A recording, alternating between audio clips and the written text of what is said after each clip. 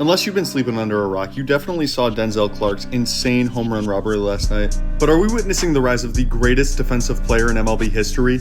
I mean, probably yeah.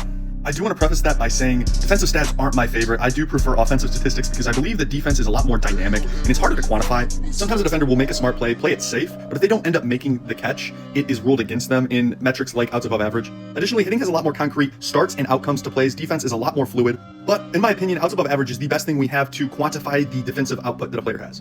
And second point, outs above average has only been around since 2016, so players like Ozzie Smith, Kenny Lofton aren't going to be on this list, but what Denzel Clarke is doing is insane. Take a look at this leaderboard right here. This is outs above average per 100 innings so far in 2025. Denzel Clarke way at the top of this list, over double second place Garrett Mitchell. And in just 16 games, he's already third in the MLB in outs above average. So if he was able to keep up this pace for the rest of the year, he would have 19 outs above average. But like I said earlier, he's only played 16 games, so if he was able to keep up this pace for an entire season, he would accumulate 80 outs above average. For context, the greatest season in the StatCast era, according to outs above average, was 2017 Byron Buxton.